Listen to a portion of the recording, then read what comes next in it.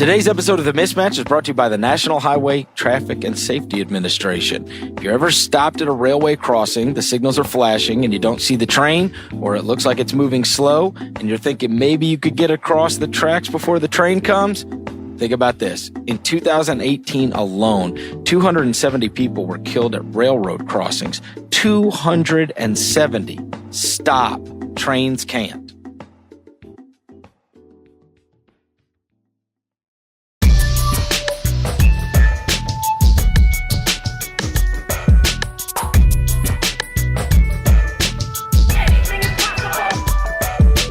Welcome to the Ringer NBA show. I'm Chris Vernon, and joining me as he does every Tuesday from TheRinger.com is Kevin O'Connor, a.k.a. Kevin O'Bomber, a.k.a. Kevin O'Concert, a.k.a. Kevin O'Conflict, a.k.a. Kevin O'Climber, a.k.a. Kevin O'Camera, a.k.a. Kevin O'Candyland.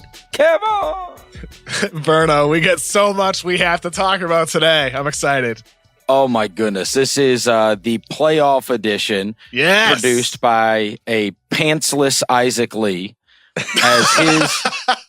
Los Angeles Clippers. Have you put pants back on, Isaac? Yes, I just want to make sure. My pants are fully on.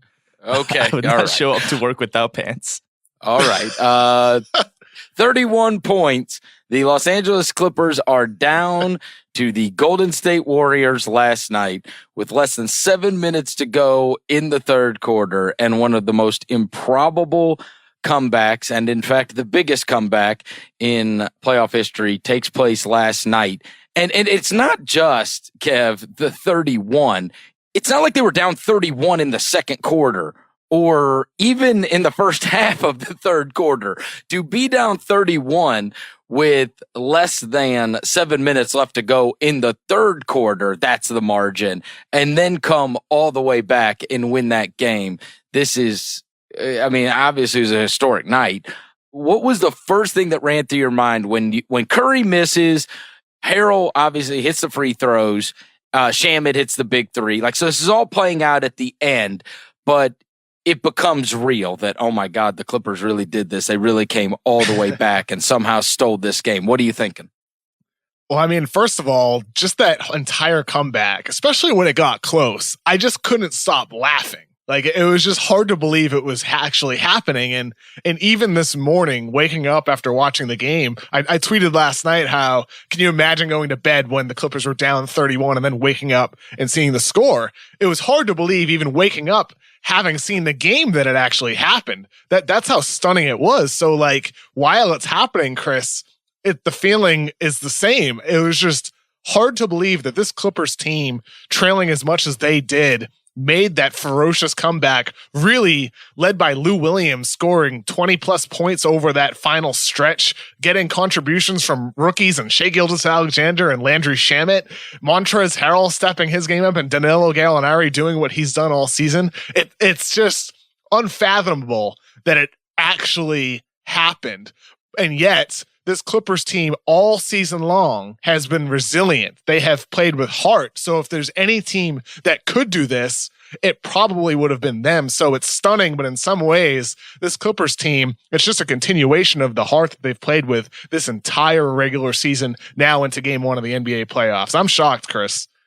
You know what's crazy is many years ago, I was in an arena when, in fact, the Clippers came back from 27 down in a playoff game and ended up beating the Grizzlies. But it was their bench guys had come in and it was all these dogs. It was Kenyon Martin and Reggie Evans and Eric Bledsoe and Caron Butler and these kind of guys. It wasn't like the Lob City guys necessarily that completed the comeback. And I recall throughout that, Nick Young just buried every three over and over again. And when you think about when the Rockets made their comeback, the famous one with which happened to the Clippers, no less, and Harden's on the bench, and you've got some of the bench guys, Josh Smith, etc., burying three after three after three. That's the craziest thing about this to me. The Clippers in that comeback, Kevin, made 5 threes. 5. Yeah, they were 14 of 15 on layups.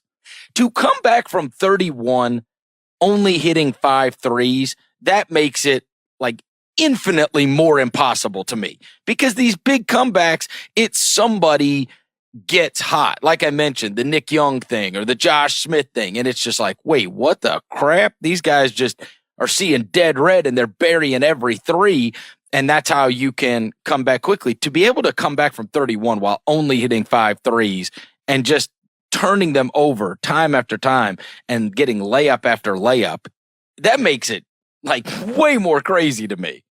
No doubt about it. I mean, I think we've seen this so far in the playoffs. We've seen it all the time. Like, that's just the way the game is now, with 3-pointers serving as a equalizer, right? If a team has a hot shooting night, if you're taking a lot of threes, you always have a chance. That's why a lot of teams like Milwaukee started taking more threes this year. It's why Houston continues to take more and more threes every year, because the 3-pointer is simply more valuable than mid-range jumpers. So that's what you're wanting. But what the Clippers did, Chris, is, as you said, they're also getting to the basket, drawing free throws. But part of it is, like, regardless of where you're taking the shot from, Lou Williams was just unstoppable down the stretch of that game. He hit some nasty, heavily contested jump shots that not many guys across the league would have even a chance of hitting. But Lou Will, his whole career, has been one of those guys who can be a microwave scorer for you off the bench.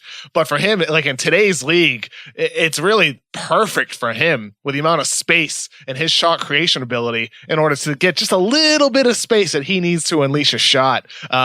It was really remarkable watching him last night. I was blown away, dude. I'm still blown away that actually happened.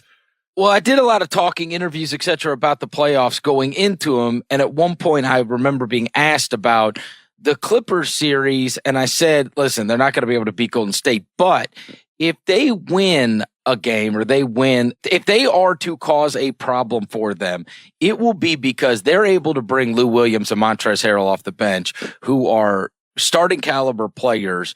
I know the lineups get shorter, but the depth on the Warriors is just not there. We know this, right? And so if you're going to make any hay, Absolutely. that's when it's going to be.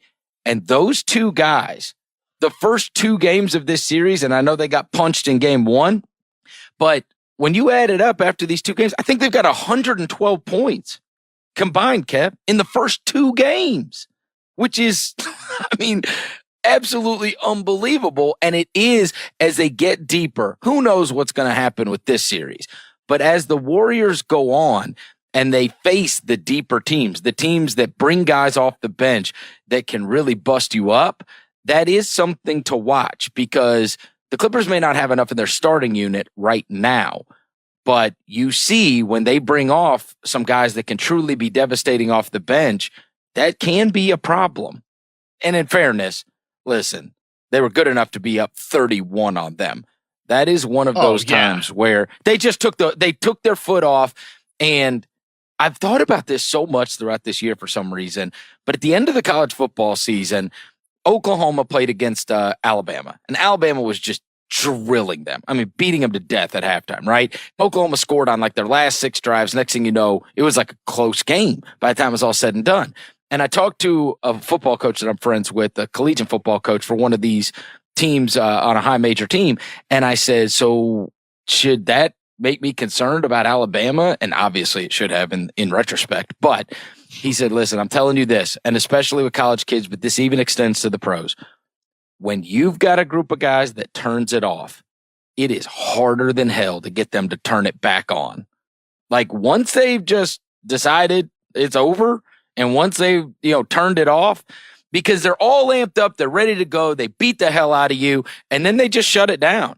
And now it's like, oh crap, you got to turn this thing back on. And I thought about it last night. I thought about it so much during the NBA season, when you see these teams sometimes get big leads poached from them, that once you turn it off, getting it back on is so hard to do. And obviously the Warriors, it just cascaded to the next thing you know. I cannot believe they lost that game. I really can't. Like, 31 is just, it'd be different if it was any other team too, right, Kev? Like any other team losing a 31-point lead. I could see that happening to somebody else, but them? It's also poetic that it was 31 for obvious reasons, for the team that blew the 3-1 lead many moons ago. Hey, poor Steph Curry, by the way. Can we mention that? Poor Steph Curry.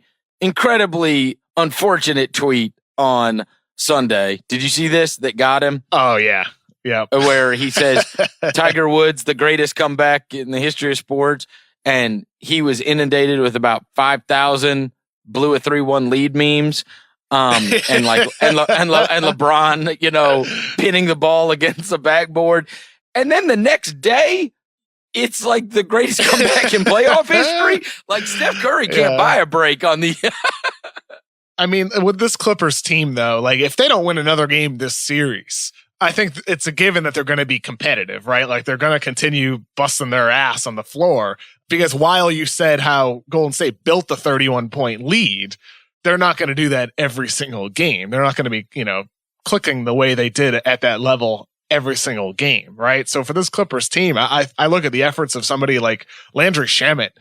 He's somebody who, when he entered the league, he was somebody who was not a good defensive player. He did not move well laterally. He was really just a shooter who could play make a little bit for you off the dribble. And this year, even in the NBA, starting with the Sixers and then with the Clippers, he had his defensive struggles. But last night, I thought he had one of the best defensive games that I have ever seen from him. He had that sequence down the final stretch where he hit the go-ahead 3 to give the Clippers a lead, and then he tipped the ball out to gain possession for the Clippers, which led Montrezl Harrell to get to the line and shoot the 2 free throws to clinch the game.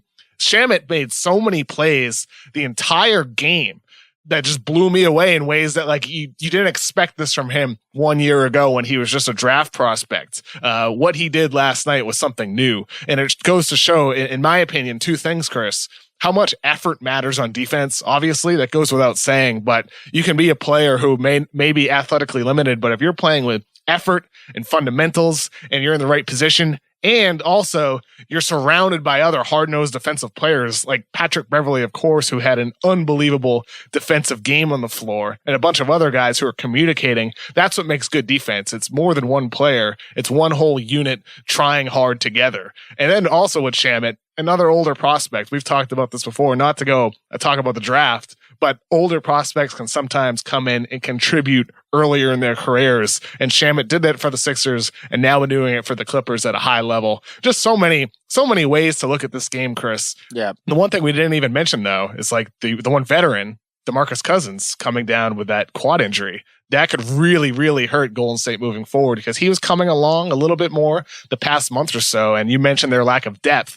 Boogie would have been somebody who, if he's out for the season and it did not look good, Adrian Wojnarowski reported that it's probably not good. Steve Kerr said it's not good. So by the time you hear this podcast, we might actually know what it is. But with his, thigh sticking out, it did not look good. And for them, they're going to lose versatility moving forward against the Rockets in the second round if they advance or however far they advance. Having Boogie would have been a valuable tool, and not going to have him now. Yeah, watching that replay last night, my initial reaction, if I'm being honest, was, oh, God. I thought the second I saw it, I thought this is a big injury that's going to cost him the playoffs. It was the same leg as the Achilles, too. That's what made it especially scary. Yeah, and it's the way he came down on it, and you saw the wince on his face, and like that was obviously this wasn't like a tweak. It didn't look like. Now, hopefully, they end up getting good news, but last night Wojnarowski said there's a significant concern that he suffered a torn left quad, and there's not going to be certainty, but it did look like you got to hope against hope, but it looked like a major muscle that got busted up. And you hate that for him because, God forbid, the kid just came back he missed out on all the money, and had to play this season out to prove himself to get ready for another payday this offseason. And obviously, if he did tear his quad, you're talking about a guy that, has torn his Achilles and torn his quad in the last 2 years. And it's, again, time for the payday, right? And you see... you see now why so many guys sign the contracts early, because sometimes the big payday never hits. And I think about 2 guys, and who knows what will happen with him. But, you can't help but think about Isaiah Thomas, right? It was back up the Brinks time, and that contract's never happening. And the same may be true for Boogie, which sucks. It sucks. Well, and the wild thing for both Isaiah Thomas and Demarcus Cousins is neither of those guys even had the options to sign the contract earlier because Sacramento was reluctant to give Cousins the contract, and Boston may not have even backed up the Brinks truck for Isaiah Thomas heading into that offseason. I think there's a chance they may have quote unquote lowballed him in his eyes that summer. So both of those guys would have had options to sign deals had they hit the market there in the respective summers, but maybe not even at the level. They did not have the choice to do it early is what I'm trying to say. And with Demarcus Cousins, if this is a major quad injury, Charles Barkley said after the game that it looked like, from what he saw from the photo that showed Demarcus Cousins walking down the hallway afterwards, he said it reminded him of the quad injury that ended his career. And so for Demarcus Cousins right now, he'll turn 29 before next season, coming off a major Achilles injury, and we'll see what happens with the quad injury. Somebody who did not look the same this year with Golden State. He got a little bit better, but not quite what he was as the dominant interior force with the Sacramento Kings for so many years. He's somebody that he's either going to have to, if this is a major injury, going to have to change the way he plays or take on a less significant role moving forward. So for Demarcus Cousins, a really sad individual night for him. And for the Golden State Warriors, obviously a historic loss. But for a team that already didn't have much valuable depth, losing a guy like Cousins who could have, even if Cousins won you just one game moving forward in the playoffs, just by turning back the clock, that could be the difference between winning a series or not. And Golden State losing that could end up being the end of them at some point in this postseason. Yeah, regarding that game last night and this amazing Clippers comeback, one of the other things that I do want to mention, you already mentioned the Shamet and the older rookies and the ability to, sometimes we become ageist when it comes to the NBA draft. The NBA certainly does. Beyond that, you see why I always love the Bulldogs. I always love the guys that are going to go hard no matter what, that aren't going to quit, because it makes it so much more fun to root for. It just does, right? When you feel like your guys are really willing to run through a wall. And obviously, if you can combine that with the requisite talent, you've got the makings of a real championship team.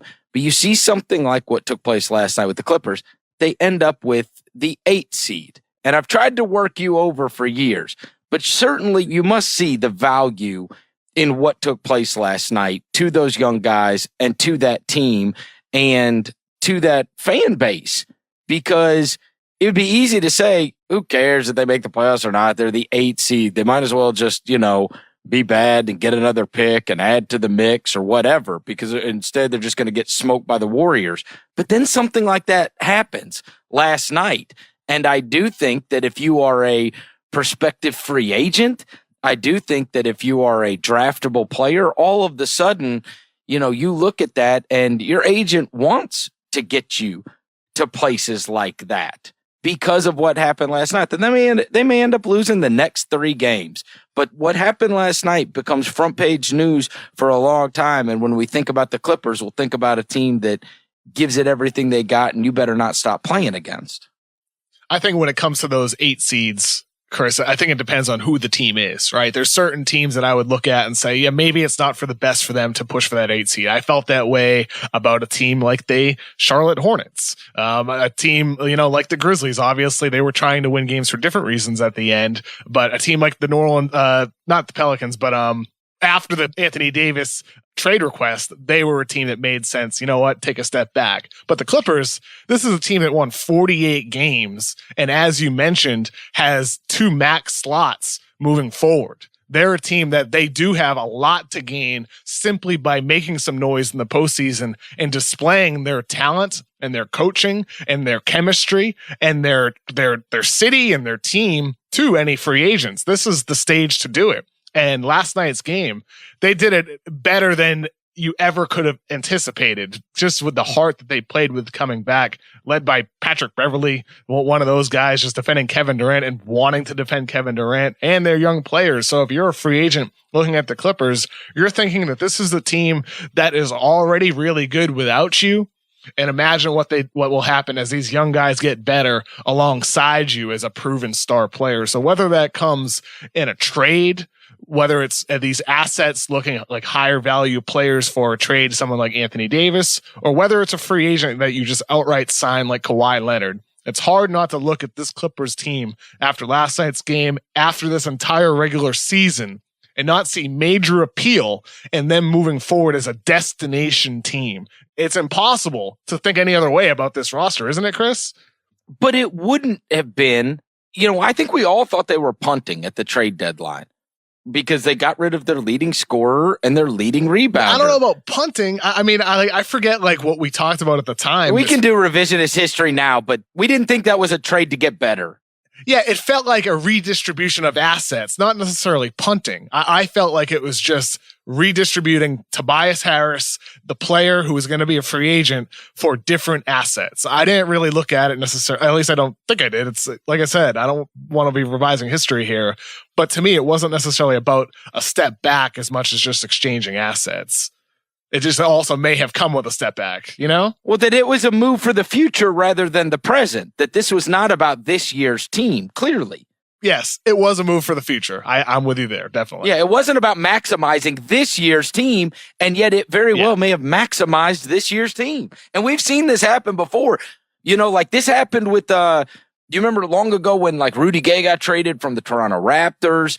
There have been teams that have done this before, that sometimes they make deals and it actually, improves them a great deal when maybe that wasn't necessarily their intent, was to improve their current team a great deal, but rather make a move for the future. And it ends up having that kind of an impact. And you look up and it's now all of a sudden that's a playoff team that was able to win a playoff game against Golden State. And I do think the opinion changes greatly of, I do think players, free agents, etc., if they are in that spot and are able to accomplish what they did last night, or if they would have missed the playoffs and say they were the 9 seed and say Sacramento pulled that off. Let's say Sacramento moved one up, right? And that's the team. Then all of a sudden, guess what? Free agents go, hey, you know what? Buddy Hield and De'Aaron Fox and Marvin Bagley, and you add me to that, and all of a sudden, maybe you got. It depends on who you are. That's what I mean. Like the Kings have young, appealing players. The Clippers have young, appealing players, and they're in a great city. Some teams don't have that situation, or they don't have that cap space to even appeal to other teams. That's why it's really situation based. Whenever it comes to like going for the 8 seed or trying to lose some games and get a higher draft odds, it's all depends on the team situation. And we also got to give big credit to Doc Rivers because he made me think of it when you mentioned Shamet. That is Doc. It just is. From the time I've talked to so many players that have been a player for him, that swear by him, number one, and number two, they will all express to you, in terms of game preparation and commitment to the defensive end, it's just something that is expected immediately.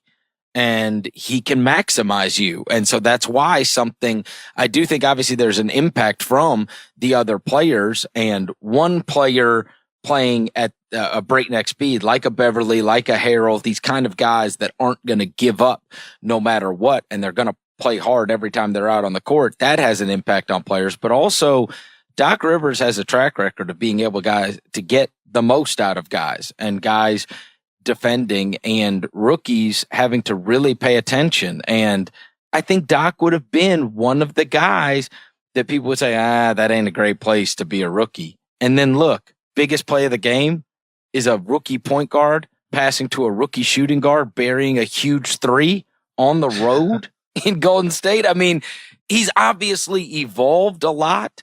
And you see a situation like that with Shamet, with Gilgeous-Alexander, and the trust that he has for those guys and how they've gotten better as the season goes on. And the coach, he deserves credit for that, for sure. Oh, no doubt about it. In some ways, it's kind of funny. Doc Rivers didn't have a choice, right, to play these young rookies. That's also a credit to the front office led by Lawrence Frank for acquiring these players. I mean, if you look at who they closed last night's game with, the final 6 guys that they had in the game, they all came via trade over the past 2 years. Gallinari in the sign and trade in 2017, then Beverly, Harrell and Lou Williams from the Chris Paul trade, Gilgeous-Alexander in the Blake Griffin blockbuster. He was a pick from that. And then Shamet, obviously, in the Tobias Harris trade. All these guys are recent acquisitions. And the young guys specifically, Doc doesn't have a choice but to play these guys because they're so good. And that's also a credit to the front office for actually finding these players in those big trades. Yeah, but usually, and maybe he did, who knows? You'll never know the story. Usually what you have is a coach goes to somebody and says, I can't do it with this. Get me a veteran point guard. Just get me somebody. And next thing you know, or you start Beverly. You know what I'm saying? Like, he really put a lot of trust. And obviously when he traded for Shamet, he doesn't have to play him. Doesn't have to. Yeah, but because these young players are so productive, it's like sure. You don't really have another choice. You know what I mean? I'm aware. Yes. It's very rarely do you see the old guard NBA guys, certainly of which Doc was a part of, trusting and playing rookies, especially in the biggest of moments. And he found a combo last night, stuck with it, and empowered them, and look what they did. All right, Kevin, we'll get right back to it. First, I want to remind everybody, today's episode of The Mismatch is brought to you by Hulu. Hulu's paying some of the league's best players a lot of money to do some pretty crazy stuff. Joel changed his nickname from The Process to Joel. Hulu has live sports Embiid. Damian Lillard got a tattoo that says Hulu has live sports. Clearly, they want you to know that Hulu has live sports. Get over 60 live and on-demand channels, tons of shows and movies, and exclusive originals with Hulu. Get rid of your cable and make the switch for only $45 a month. Watch your favorite teams and the biggest games all season with no cable required. Watch on the go and on all your favorite devices. Live TV plan required. Restrictions apply. Learn more at Hulu.com. All right, kid, we talked about the big Clippers comeback. The game that took place before that was the 76ers evening up the series against the Brooklyn Nets. Tight game going into the second half, and then I guess a hell of a halftime speech because the 76ers came out and just buried the Nets in like the first 4 minutes. It was something like 21-4 or some crazy. Buried the Nets, obviously even that series up at 1 after dropping a game number 1. You wrote about the two ends of the spectrum that we have dealt with regarding Ben Simmons in game 1, in game 2, and then kind of projecting what this is going to mean going forward. So if you can, instant thoughts on Sixers tying that back up. And in addition to that, how Simmons and what we have seen in these first 2 games and what that means towards what we may see the rest of this series, and more importantly, if they are able to advance from there. I guess it's not totally surprising, heading into this series, the expectation was that Philly would win it. I picked them to win in 5 games. I think with Brooklyn, that game 1 game plan that they had against Ben Simmons was really tremendous. I thought Jared Dudley did a great job. They did not have him in game 2, and that's not why they lost. Philly just played better. The way they utilized Ben Simmons himself was more aggressive, and Embiid himself was not jacking up 3-pointers either. Overall, in many respects, the Sixers were better. I thought they made better use of JJ Redick off the ball as well. They ran that really nice dribble handoff at the top of the key with Ben Simmons, where one of the ways Brooklyn has defended Simmons was not defending him at all. And in Philadelphia used that against Brooklyn by essentially running Redick through a dribble handoff at the top of the key. And because Simmons' defender is not close, there's no help defender there for Redick's 3-point shot to get contested. So I thought Philadelphia did a much better job overall, playing with better effort, better shot distribution as well. They just played a better overall game. And then with Brooklyn, they just don't have the same amount of talent. With Ben Simmons, Chris, I am curious, after that game 1, were you at all worried for him for the rest of the series against the Nets, or were you thinking that was just one blip against the inferior team? I thought that he is constantly going to have to be adjusting to the adjustments that the opposite team makes. I promise you, Kenny Atkinson will have something else ready for the next game. I mean, that's the way these series go. You play one game, The team that loses goes back and looks at the tape and says, all right, guys, here's how we fix this. The team that wins, it's a much harder film session, right? Because what you did worked. And so now, guess what? Brooklyn's going to go back. They're going to look at the film and they're going to go, all right, that didn't work. So they figure that one out. It's a chess match as the series goes on. And you asked me, so I do think that there will be the constant adjustments that Simmons have to make. It's weird. He was not what I was thinking about all that much coming out of game one. What I was thinking about, honestly, was Embiid. He did not look right. And I don't know if you have it worse, but, I follow the Pro Football Doc on Twitter, who has been absolutely unbelievable throughout football season. David Chow is his name. And he was a team doctor in the NFL for over 17 years. And he has this Twitter feed and he writes articles for the San Diego Union Tribune, etc. And he does appearances on a lot of different shows and whatnot.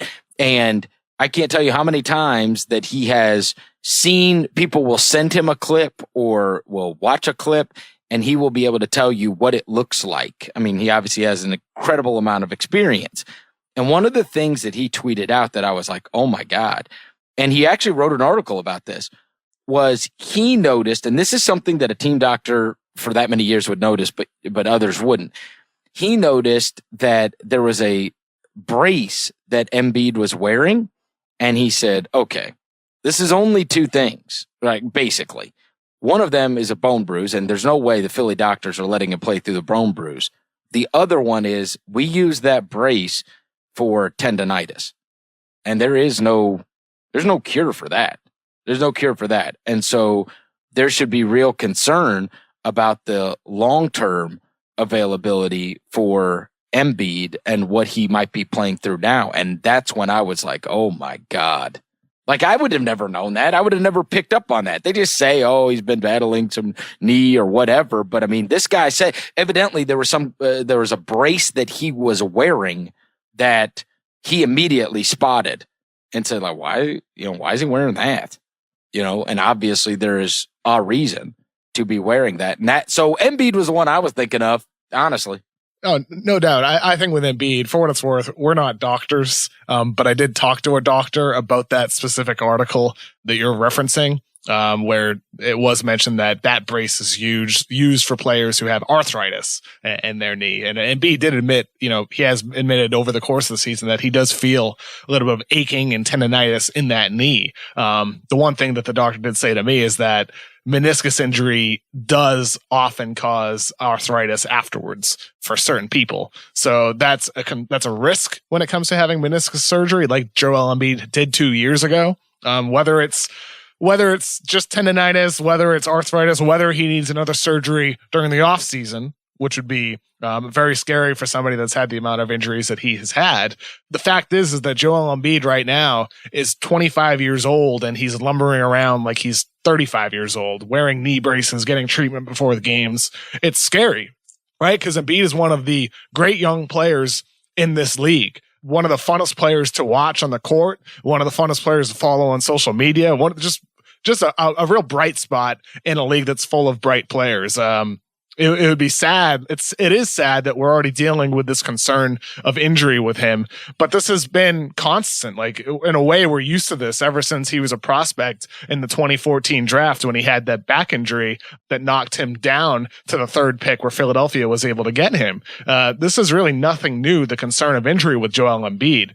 But now it's manifesting on the court. He just does not have the same amount of quickness defending the pick and roll, changing directions on the offensive end. He does not seem to have the same lift. And Chris, like you're mentioning, like you thought of Joel Embiid after that game one, and I feel exactly the same. But that's why I was thinking so much about Ben Simmons, because if Embiid is limited, to me, it's about how can you get more out of Ben Simmons, because he has shown so much already without a jump shot. We've talked before about how he shoots with the wrong hand, how he's reluctant to shoot, and all that's true. Like, that's a flaw, and it will take a long time for that to get fixed, if it ever get fixed at all. But there's still ways that I think Ben Simmons can be better utilized by Sixers head coach Brett Brown. I would really like to see them take what they did last night to a greater extreme. They did a good job using shallow pick and rolls, setting screens for Simmons in the paint, again using the net style of defense against them. But I think another part of it is also when Simmons is off the ball, because at the end of games, Jimmy Butler and Tobias Harris are going to have the ball in their hands because they're better shot makers from the perimeter. And to me, instead of having Ben Simmons standing in the dunker spot, floating around, just wrestling for position, use him as an on-ball screener. Simmons is somebody who he can score with finesse on the roll. He can score with power on the roll like a vintage Blake Griffin. He's somebody who on the short roll can be like Draymond Green and pick apart defenses. And they did that a couple of times during the season, only 13 times, by the way, did he finish the possession as the pick and roll screener. But last night they did it a handful of times as well. And I just want to see more of that. I think that's the best way to maximize who Ben Simmons is as a half court player, because you can activate his playmaking by putting him in the direct action as a screener. Because if he gets the ball, he can score on the drive, finish with power, or find somebody who's open. That's the way I think you can best utilize Ben Simmons as some sort of Swiss Army knife in the half court compared to that transition playmaking machine that he is. That's how you get the most out of Ben Simmons. And I want to see that moving forward, especially if Embiid is limited. Yeah, and obviously the easy answer is, hey, just get stopped so we don't have to worry about it. Right, so we could get out on the run, because he's going downhill. Oh, yeah. He's devastating. I mean, we're only talking he's unstoppable. About when they've got to run these half court sets. That's where it becomes problematic. Well, guess what? You don't have to run nearly as many if you're able to get the stops, which was what they struggled with so much in game number 1. Brooklyn offensively really got it cracking, and it was a real problem for him. I think that's going to be a long series, though. I do. I think we'll see a game 6 in Brooklyn.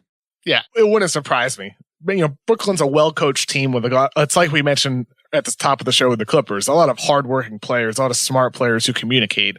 They can definitely win another game in this series. I think with Ben, like one of the advantages that Philadelphia had in that game is, simply Brooklyn missing shots, Philadelphia getting stops, which allowed Simmons to have that runway to just get to the rim. He played more aggressively to get to that right-hand layup at the rim, but he was also looking for the pass early as well. He had one pass in game 1 where he just threw a laser to JJ Redick on the wing for 3, and he had a couple of those in game 2, including one to Tobias Harris. I believe it was in the third quarter. Simmons all around was extraordinary in game 2, and yet there's still more to him that I think the Sixers can get out of him just by making a couple of tweaks to who's screening and pick and rolls. I mean, that's just one way. There's other ways that are in the article that you can check out on the Ringer, but I do want to see more of that, Chris.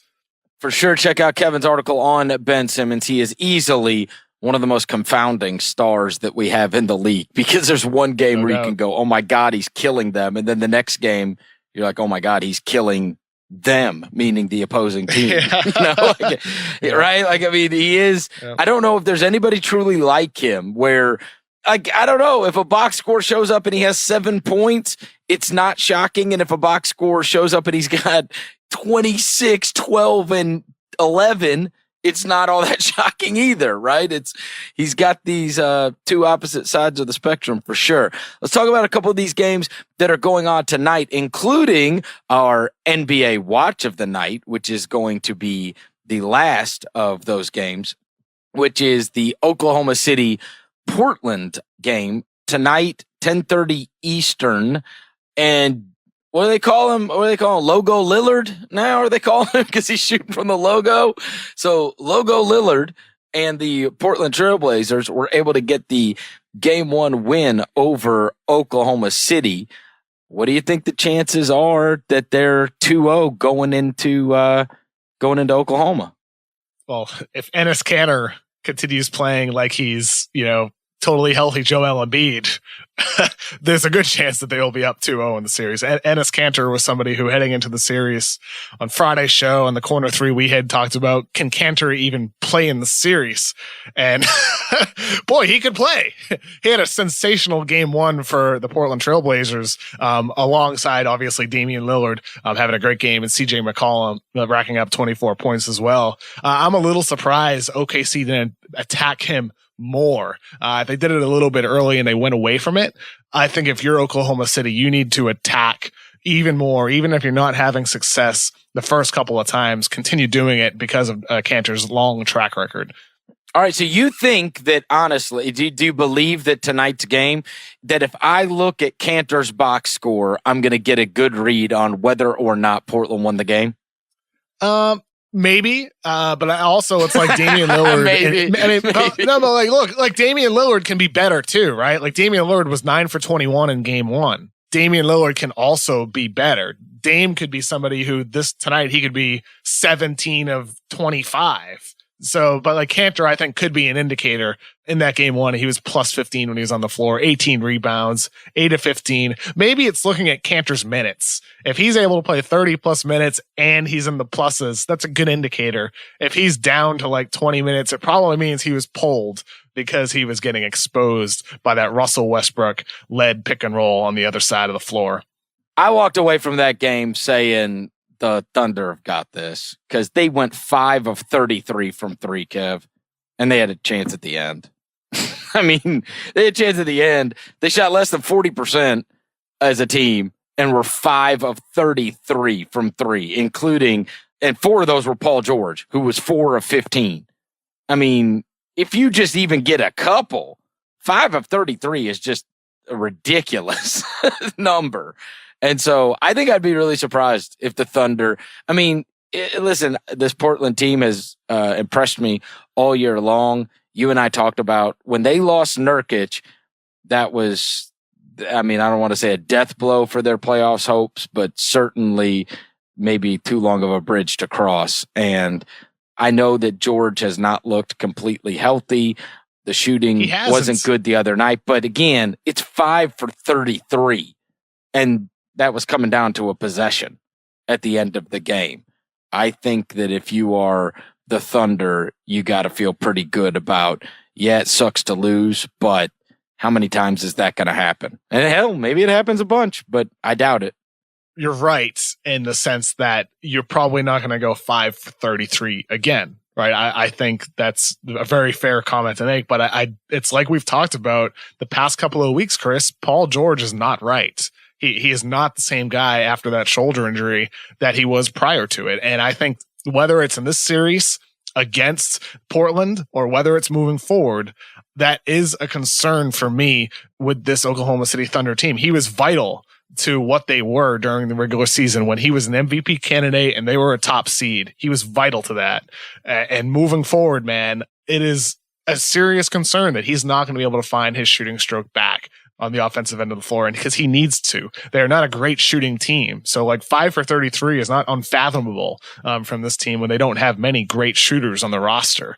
It's hard to go 5 for 33, but if there's any team that's going to do it, it may be the team that did not shoot well from three over the course of the regular season. It is Oklahoma City versus Portland tonight. And remember, every season, if you want to watch every NBA game, subscribe to NBA League Pass on NBA.com or from your preferred video provider. Other 2 games that are going to be going on tonight that we do need to at least comment on. Can the Toronto Raptors solve the offensive juggernaut that is DJ Augustine? Yeah! DJ Augustine, you called it, Chris, last Tuesday. You called it. You said it. You said he was going to win this series for the Orlando Magic, didn't you? I was laughing my ass off. I was like, you have got to be kidding me. Number one, he is the best player on the floor for a good portion of the time. Number two, he outscores Kyle Lowry like 26-0 or something. It was just the damnedest thing I ever saw. And all praise to DJ Augustine and that backcourt, because he made a 3-pointer with 4.2 seconds left after he had tied the game with a layup. And after the Raptors went on their run at the second half, I was like, all right, it was nice for Orlando to be up by as much as they were, but now the Raptors are really honing in. And then it got later and later, and every time the Raptors would make a play, the Magic would come firing right back. And sometimes, I guess I gave the shout out to Doc a little bit earlier. Let me tell you this. Sometimes we wonder how big a difference, a coach can make. And it feels like anytime anybody talks about a coach, it's always critically. I honestly don't know if there's anybody else in the world that could coach that Orlando team to the success that Clifford has this year, and then getting them that playoff win the other night. That guy is unbelievable, truly. I was a big fan of his Charlotte teams. I think that guy is a great coach, and I have no idea how they are up 1-0 against the Toronto Raptors. I suppose you could just go with history and say the Raptors always lose game one. I obviously don't think Orlando is going to win the series, but even for them to get that win on the road in game one was mega impressive. Oh, for sure. I mean, I think this Orlando team all season long, especially since around the All-Star break, they've been one of the top defensive teams, ranked 8th in the NBA this season. They're a team that has a lot of long defenders, Jonathan Isaac, a lot of athletic defenders like Aaron Gordon, but they still have one hole on their defense, and that's the superstar player, one of the greatest players we've ever seen, DJ Augustine. He is still not a plus defensive player. And if I'm the Toronto Raptors in game two, you do need to try to attack Augustine more, whether it's on switches, getting Kawhi Leonard matched up against him, or whether it's just running more pick and roll with Kyle Lowry and Marc Gasol. Like, well, you and I talked about this a couple of weeks ago. Maybe it was even last week with Gasol. He ran so many pick and pops with the Memphis Grizzlies where he just got open threes at the top of the key. And with Toronto, they have not done that very often. Maybe that's one way to get Orlando Magic into trouble by using Lowry, Gasol pick and rolls, pick and popping Gasol. And if Gasol is somebody who can attack the closeout and play make, and if they do effectively stop the pick and pop, maybe Lowry has a driving lane against Augustine, because a ferocious offensive player like Augustine, I do think you need to try to attack him on the other end of the floor. That's key moving forward, Chris. I am going to shock our listeners right now because, and maybe they have heard this, but I was unaware until yesterday. So I wrote this down because I had read this article. Starting February 1st, okay? Starting February 1st, Orlando had a record of 22-9, and only the Rockets and the Bucks had a better winning percentage in the NBA during that time. I was like, what the hell? Like, I mean, I knew they scraped a claw to make the playoffs and then obviously get up there. They were 22-9, and only the Rockets and the Bucks had better winning percentages since January 31st. And that is not a small sample, Kev. That's 31 games. And it's like, I guess we just, as the season goes on, you kind of lose track. But I guess for me, and I think for a lot of people, you know, especially those bottom four seeds in the Eastern Conference, it was like, whatever. But 22-9 is nothing to scoff at. And it did make me wonder, like, geez, man, they've been playing great basketball for that's a long period of time. I'm not putting them in the class of the Rockets and the Bucks, but they certainly deserve. Please don't put them in that class. No, please don't. But I will say, over the course of 31, don't do that. 31 games, that is an astonishing record. And what I was left thinking was, you know, I thought this was going to be a bloodbath, but damn, man, I mean, they've been playing so well, like they may be able to make a series of this thing. And because most of the time, the team that hasn't been to the playoffs in forever will win the game 3. It's their first time their fans have had a home game in forever. I'll be surprised if Brooklyn loses game 3 to Philly, and I'll be surprised if Orlando loses game 3 to Toronto. But I don't know, man. 22-9, that's real. And maybe they're a lot better than we've thought. Is that fair?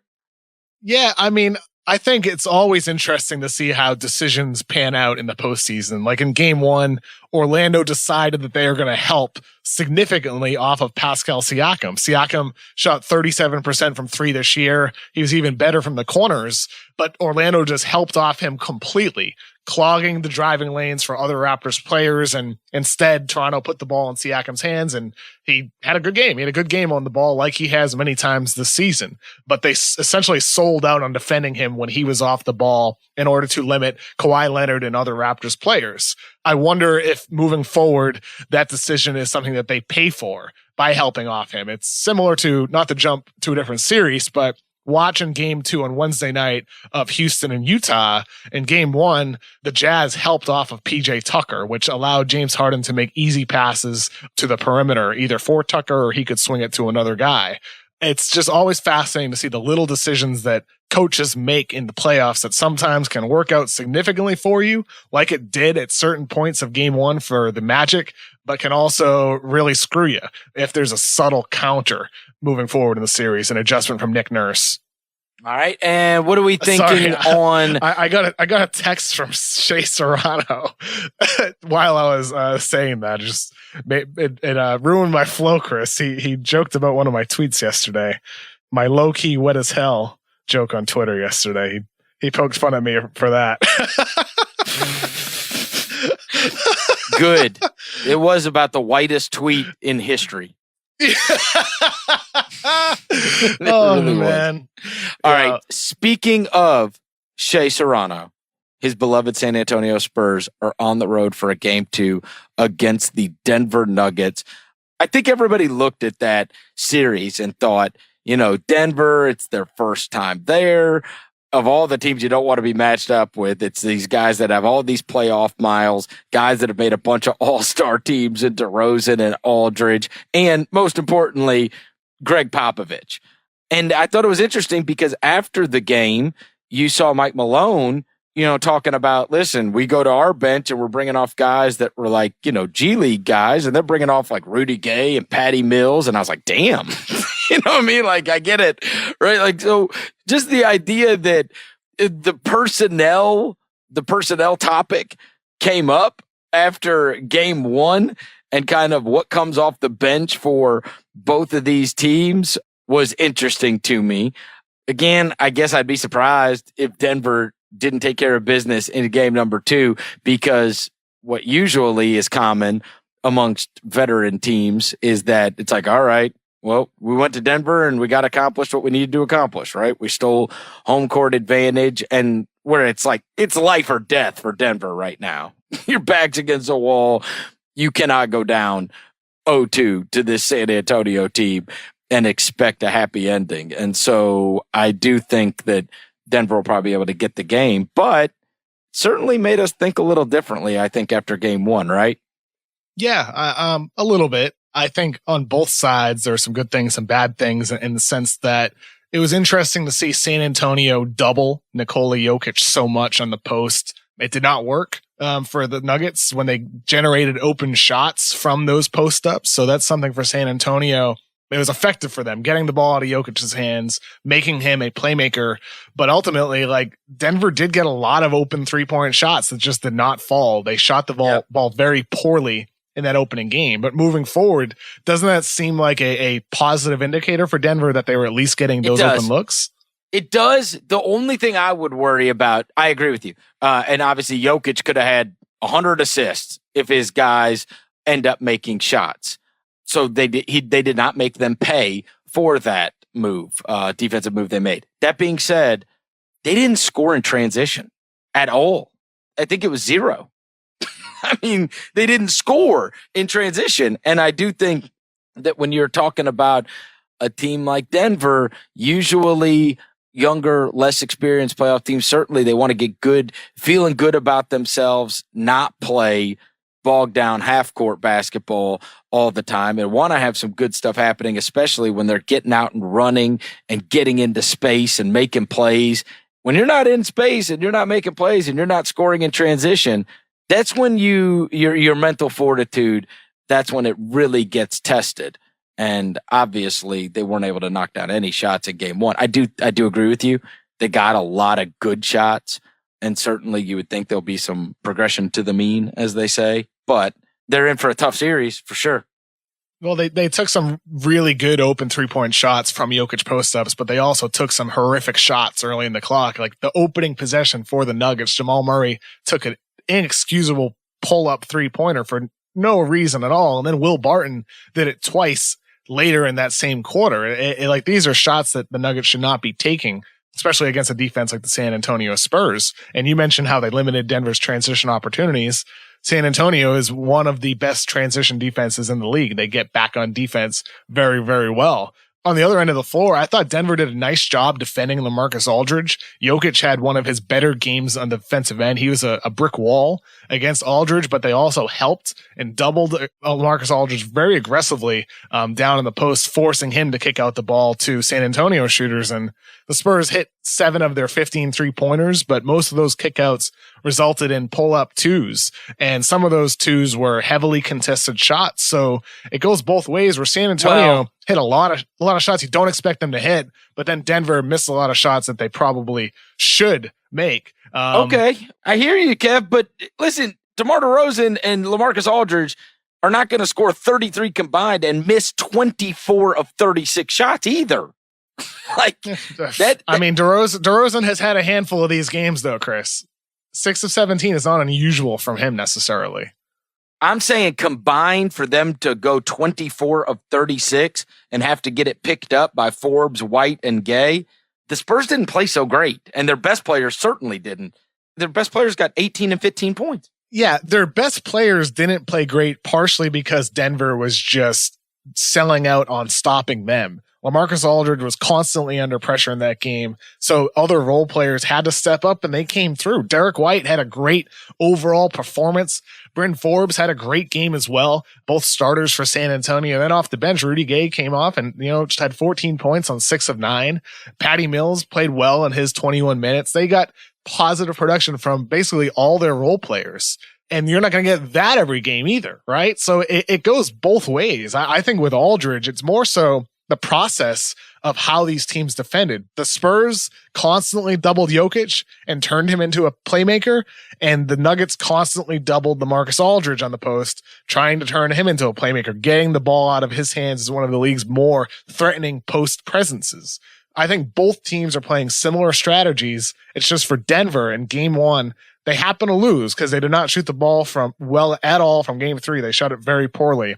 And San Antonio hit a lot of really, really tough mid-range contested shots after those double teams. I think that bodes well moving forward for Denver.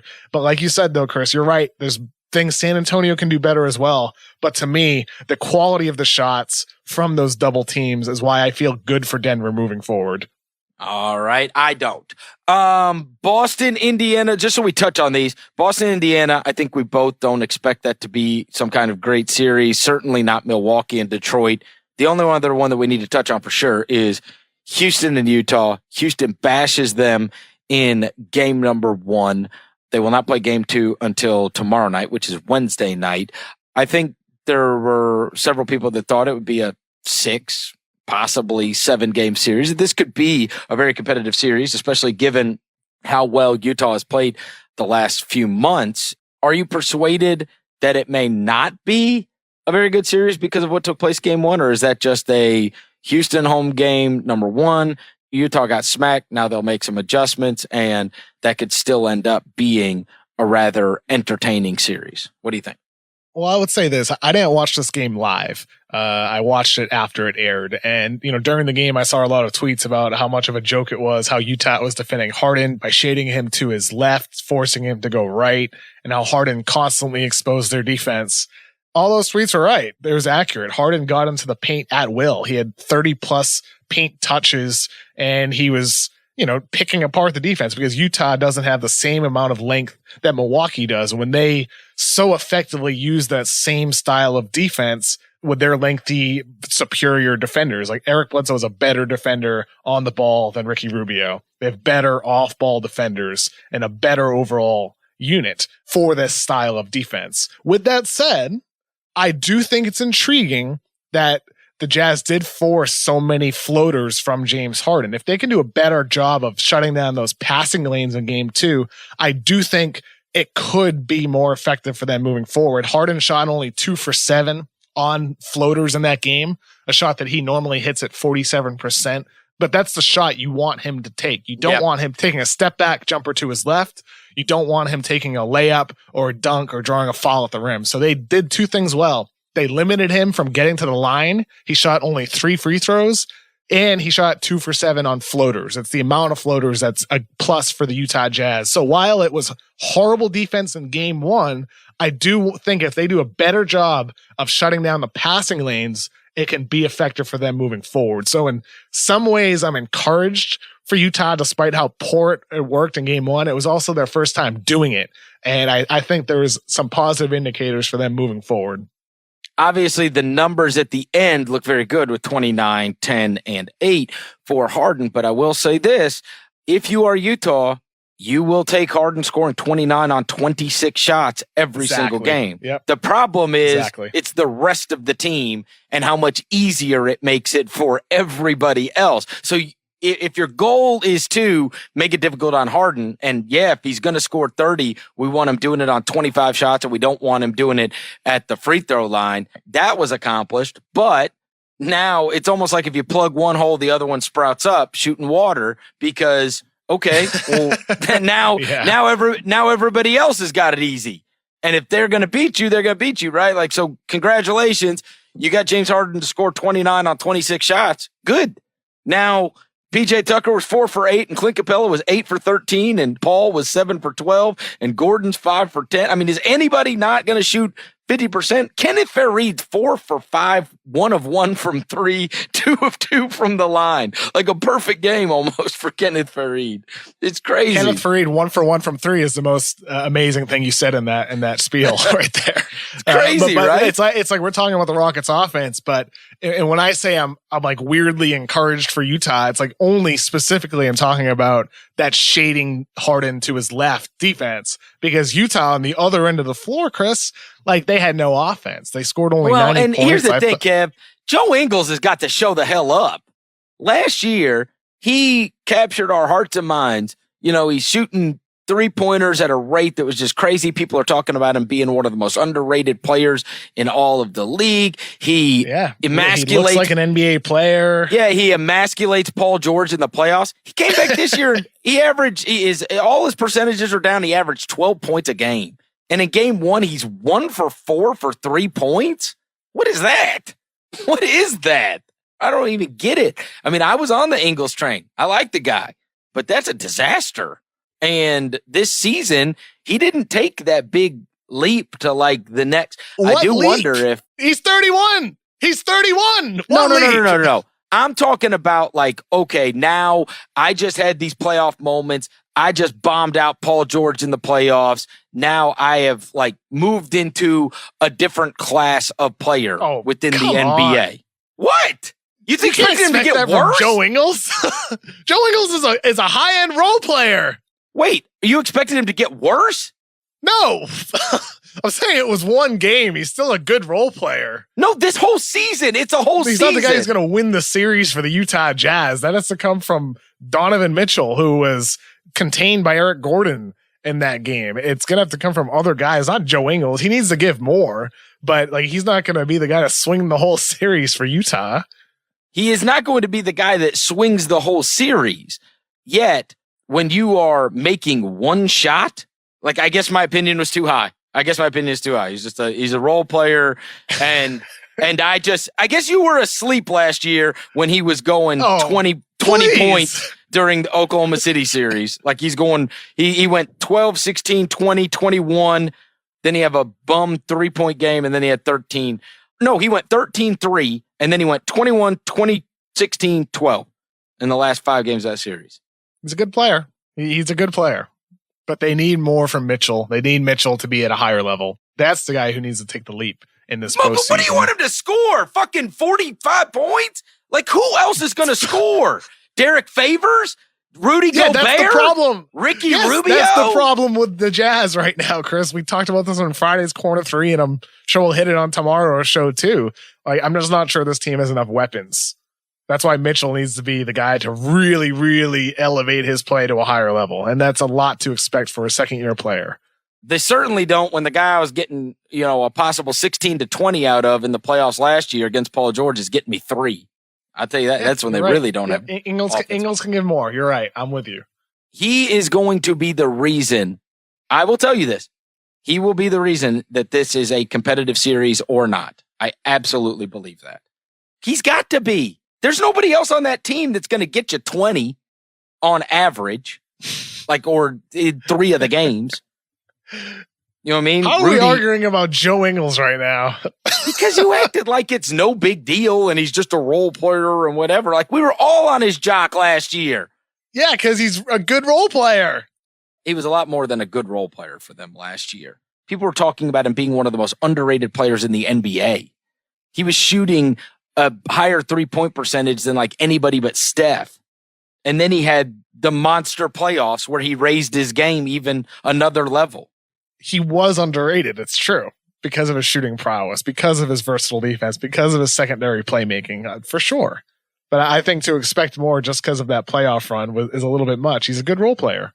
And he's an important player for the Utah Jazz, and he should give more. But he's not the guy who's going to have to swing the series. That's going to have to come from Mitchell especially, but a guy like Jay Crowder as well, who is a historically streaky shooter, only 1 for 7 in that game, 1 for 9 from the field. He's somebody who needs to step up as well. They need contributions from everybody up and down that roster. You mentioned how Houston was like everybody was shooting over 50%.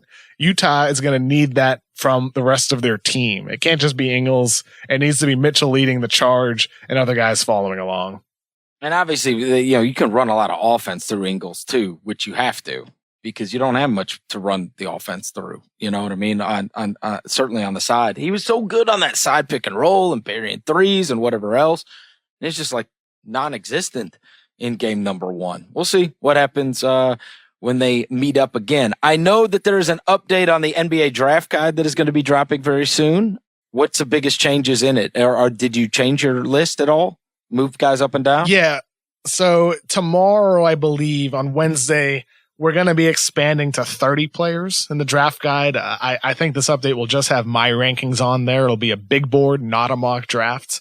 So I'm looking forward to having that go out. And I believe next month, I want to say May 14th, I think we're going to expand to 60 players. So in the coming weeks, we'll be adding more little goodies in there. I think we're going to have some type of shot chart or radar chart from Zach Cram at some point on the draft guide, as well as some mini little blurbs from Jonathan Charks and Roger Sherman, Danny Chow, among others. That'll be added to the guide. I can't wait. We got 30 players starting tomorrow with the NBA draft guide. Check out the ringer.com, and the draft guide will be updated and now more expanded than ever. Kevin, it's always a pleasure, and I will talk to you next week. Have a good one, Chris. What a great opening weekend of NBA playoffs. It was awesome. Thanks to everybody for listening to another edition of The Mismatch. If you dig what you're hearing, go give us a rating and review on iTunes, and we will talk to you next week.